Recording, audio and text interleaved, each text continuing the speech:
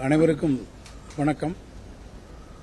ஒன்றிய அரசானது மாநில பேரிடர் நிவாரண நிதிக்காக தன்னுடைய பங்களிப்பான 944 கோடி ரூபாயை நேற்று தமிழ்நாட்டிற்கு விடுவித்திருக்கிறது. அது குறித்த செய்திகள் வெளிவந்திருப்பதை நீங்கள் அறிவீர்கள்.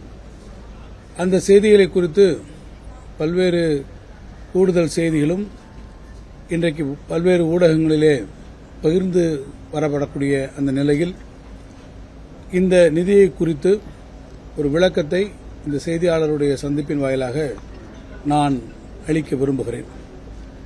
இப்போது ஒன்றிய அரசு விடுவித்திருக்கக்கூடிய இந்த 944 கோடி நிதியானது அண்மையிலே ஏற்பட்டு பேரழிவை தந்திருக்கக்கூடிய பெஞ்சல் புயல் போன்றிருக்கக்கூடிய இத்தகைய இயற்கை பேரிடர்கள் ஏற்படுவதை கருத்திலே கொள்ளாமல் ஒவ்வொரு மாநிலங்களுக்கும் ஒன்றிய அரசாலே 15வது நிதிக்குழுவினுடைய பரிந்துரையினுடைய அடிப்படையில் சட்டப்பூர்வமாக விடுவிக்கப்படக்கூடிய நிதிதான் இந்த நிதி என்பதை நான் உங்களிடத்திலே தெரிவிக்க விரும்புகிறேன். கடந்த 3 ஆண்டுகளிலே ஒன்றிய அரசு விடுவித்துள்ள 75% பங்கு, அதேபோல மாநில அரசு அதற்காக கொடக்கூடிய அதனுடைய 25% பங்கு ஆக இதிலே மொத்த தொகை எவ்வளவு தொகையை ஒன்றிய அரசு விடுவித்திருக்கிறது என்ற புள்ளிவிவரத்தை உங்களுக்கு நான் அளிப்பதற்கு விரும்புகிறேன். 2021-22 ஆண்டிலே SDRF என்று சொல்லக்கூடிய ஸ்டேட் டிசாஸ்டர் ரிலீஃப் ஃபண்ட், நம்முடைய மாநில பேரிடர் நிதி, அந்த நிதி ரிலீஃப் நிதி நம்மளுடைய அந்த நிதிக்காக மொத்தமாக கொடுக்கக்கூடியது 1088 கோடி. அதிலே ஒன்றிய அரசினுடைய பங்கு சதவீதம் 816 கோடி, மாநில அரசினுடைய பங்கு 272 கோடி, ஆக மொத்தம் 1088 கோடி. இதிலே ஒன்றிய அரசு விடுவித்திருக்கக்கூடிய தொகை, அவரிடத்திலிருந்து நாம் பெற்றிருக்கக்கூடிய தொகை 816 கோடி. அதேபோல 22-23 ஆண்டுகளிலே மொத்தமான அந்த SDRF-க்கு கொடுக்கக்கூடிய தொகை 1142 கோடி. அதிலே ஒன்றிய அரசினுடைய அந்த பங்கு தொகை 856.5 கோடி, மாநில அரசினுடைய பங்கு தொகை 285.5 கோடி, ஆக மொத்தம் 1142 கோடி. இதிலே ஒன்றிய அரசு விடுவித்திருக்கக்கூடிய அந்த பங்கு 856.5 கோடி. 2023-24 ஆண்டுகளிலே இதேபோல ஒன்றிய அரசாங்கம் விடுவித்திருக்கக்கூடிய தொகை 900 கோடி, மாநில அரசு விடுவித்திருக்கக்கூடிய தொகை 300 கோடி, ஆக மொத்தம் 1200 கோடி. இதில் ஒன்றிய அரசிடத்திலிருந்து நாம் பெற்றிருக்கக்கூடிய தொகை 900 கோடி. இதே வரிசையிலே இந்த ஆண்டு 2024-25 ஆண்டு ஒன்றிய அரசு நமக்கு விடுவிக்க வேண்டிய தொகை SDFRF-க்கு, அதாவது மாநில பேரிடர் மேலாண்மை நிதிக்காக அவர்கள் கொடுக்க வேண்டிய அந்த தொகை 945 கோடி. அதற்கு இணையாக மாநில அரசு, அதாவது 75% பங்கு 945 கோடி. அதற்கு மாநில அரசினுடைய 25% பங்கு 315 கோடி, ஆக மொத்தம் 1260 கோடி ரூபாய் வருகிறது. அந்த தொகையில்தான், அந்த 945 கோடி அவங்க விடுவிக்க வேண்டிய அந்த தொகையில்தான் இப்போது ஒன்றிய அரசு 944.8 கோடியை அவர்கள் இப்போது விடுவித்திருக்கிறார்கள். இன்னும் சொல்ல வேண்டும் என்று சொன்னால், இந்த நிதியாண்டில் விடுவிக்கக்கூடிய இந்த தொகையானது ஜூன் மாதத்திலே விடுவித்திருக்கப்பட வேண்டிய ஒரு தொகையாகும். ஜூன் மாதத்திலே விடுவித்திருக்கப்பட வேண்டிய அந்த தொகை இப்போது நமக்கு டிசம்பர் மாதத்திலே தாமதமாக அந்த நிதி விடுவிக்கப்பட்டு நமக்கு வந்திருக்கிறது என்பதையும் நான் இங்கே குறிப்பிட விரும்புகிறேன். குறிப்பாக தமிழ்நாட்டை பொறுத்த மட்டிலே நாம் என்ன கோரியிருக்கிறோம் என்று சொன்னால், நான் இதுவரை உங்களிடத்திலே சொன்னது மாநில பேரிடர் அந்த ரிலீஃப் ஃபண்ட் மேலாண்மை நிதி. ஆனால் நாம் கேட்டிருக்கக்கூடிய தொகை என்பது தேசிய பேரிடர் நிவாரண நிதியிலிருந்து நாம் கேட்கிறோம். அதைத்தான் தமிழ்நாடு நம்ம கேட்கிறது. அதில் நம்ம என்ன கேட்கிறோம், கூடுதலான தொகைகளை நீங்கள் கொடுக்க வேண்டும் என்று நாம் கேட்டிருக்கிறோம்.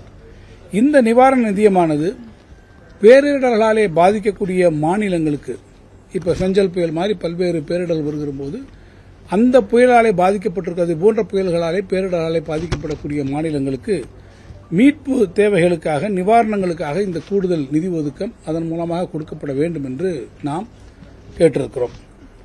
கடந்த நிதியாண்டிலே நீங்கள் பார்ப்பீர்கள் என்று சொன்னால் தமிழ்நாடு 2 பெரிய பேரழிவுகளை நாம் சந்தித்திருக்கிறோம். ஒன்று மிக்ஜாம் புயலினாலே நமக்கு மிகப்பெரிய சேதம் சென்னை சுற்றி இருக்கக்கூடிய மாவட்டங்கள் எல்லாம் உருவானது.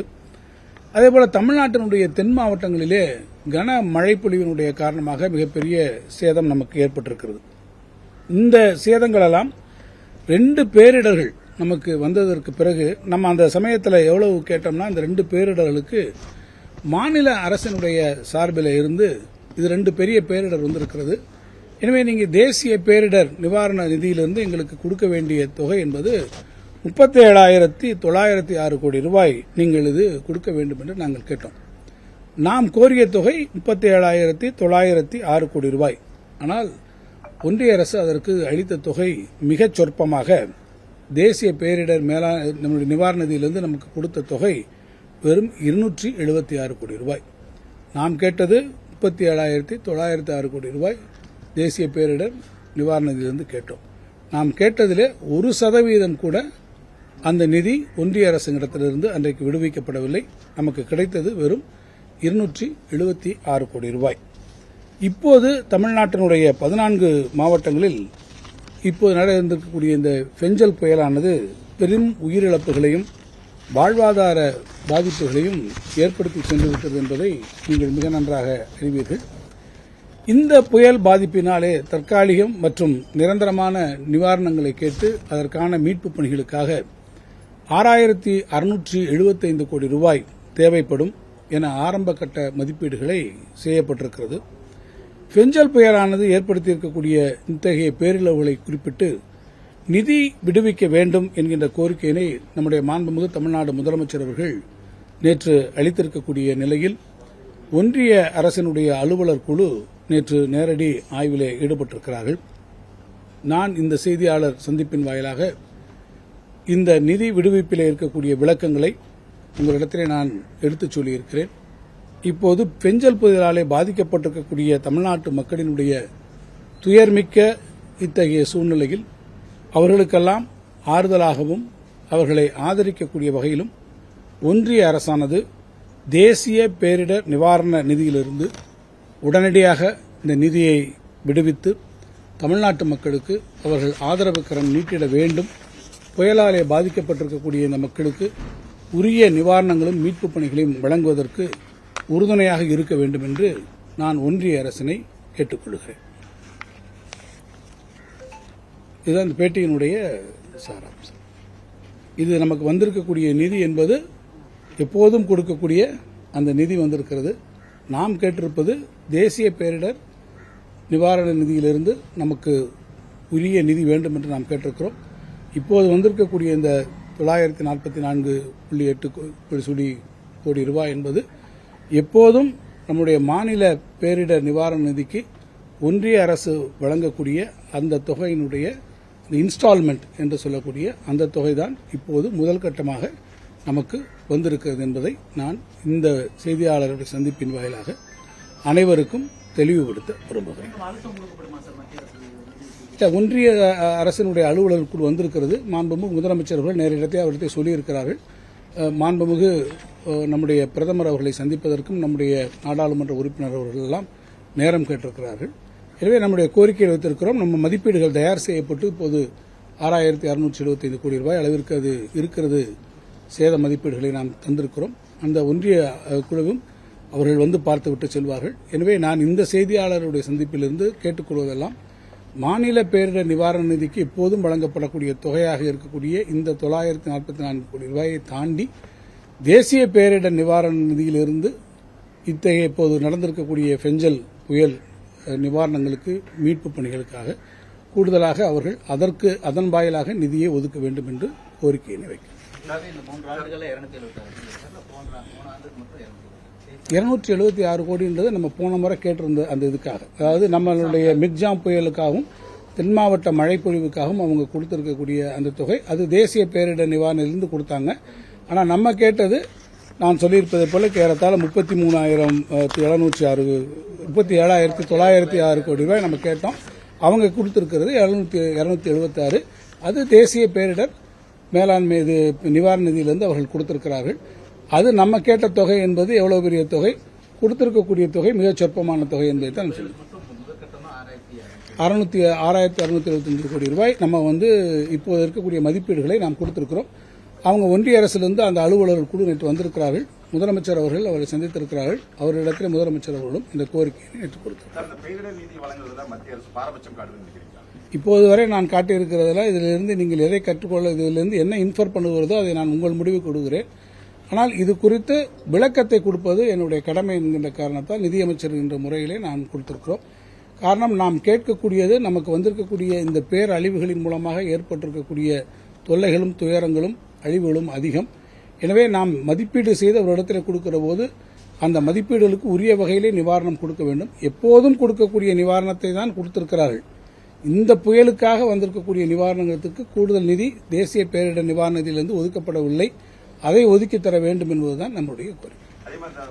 மாநில அரசு அறிவித்துள்ள அந்த நிவாரண தொகை என்பது போதுமானதா இல்லை, பல்வேறு இடங்களில் மக்கள் போராட்டத்தில் ஈடுபடுறாங்க. மத்திய அரசு நிதி கூடுதல் பெரும் பட்சத்தில் அவங்களுக்கு நிவாரண தொகையை உயர்த்தி வருவதற்கான வாய்ப்பு இருக்கா? அது வரட்டும். அவையெல்லாம் வருகிற போதுதான் முடிவு எடுக்க முடியும். யூகங்களினுடைய அடிப்படையில் அவங்க எவ்வளவு ரூபாய் கொடுக்கறாங்கன்றது இன்னும் அவங்க முடியலை. இப்பதான் அவங்க மதிப்பீடுகள் எல்லாம் செய்கிறார்கள். ஒன்றிய நம்முடைய மதிப்பீடுகளுக்கு கொடுத்திருக்கிறோம். அவர்களும் ஆய்ந்திருக்கிறார்கள். அவற்றையெல்லாம் மொத்தமாக அவர் கொடுத்த பிறகு எவ்வளவு வருகிறது என்று பார்த்துவிட்டு பின்னர் அதை பற்றியான நடக்காத காலங்களில் இந்த வருடங்களில் இருக்கிற நிதியை நம்ம என்ன பண்ணுறோம்? இதுதான் நம்ம கொடுக்குறோம். பேரிடர் வராத போது ஒவ்வொரு வருஷமும் நம்ம கொடுத்துட்டு இருக்காங்க. அதை நம்ம வச்சுட்டு இருக்கோம். ஒவ்வொரு பேரிடர்னா நம்ம அதான் எடுத்து செலவழிக்கிறோம். இப்போ இந்த நம்ம கொடுத்துருக்காங்களே, இது பேரிடருக்காக கொடுக்கப்படவில்லை. ஒவ்வொரு வருஷமும் நீங்க சொல்ற மாதிரி நமக்கு வரக்கூடிய பங்குத்தொகை இருக்கிறது அல்லவா, 75% பங்குத்தொகை அவங்க கொடுக்குறாங்க. நம்ம அது மாநில பேரிடர் நிவாரண நிதியில நம்ம அதை வச்சுட்டு இருக்கோம். அந்த நிதியிலிருந்து தான் எடுத்து நம்ம செலவழிக்க வேண்டியிருக்கு. ஆனால் நம்மளுடைய அழிவுகளுக்காக வந்திருக்கக்கூடிய சேதத்தினுடைய மதிப்பு என்பது பல மடங்காக இருக்கிறது.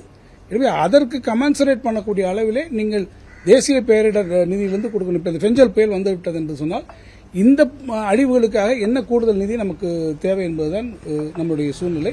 எனவே அதை நாம் வலியுறுத்துகிறோம். எனவே இது கோரிக்கையாக நாம் அவரிடத்தில் வைப்பது என்பது நீங்கள் தேசிய பேரிடர் நிவாரண நிதியிலிருந்து இதற்கு கொடுக்க வேண்டும். இப்போது வந்திருக்க நிதி என்பது எப்போதும் நீங்கள் விடுவிக்கக்கூடிய மாநில பேரிடர் நிவாரண நிதிக்காக நீங்கள் விடுவிக்கக்கூடிய அந்த இன்ஸ்டால்மெண்ட் தொகை தான். இது ஜூன் மாதத்தில் வந்திருக்க வேண்டிய தொகை. அது இப்போது தாமதமாக டிசம்பர் மாதத்திலே வந்திருக்கு.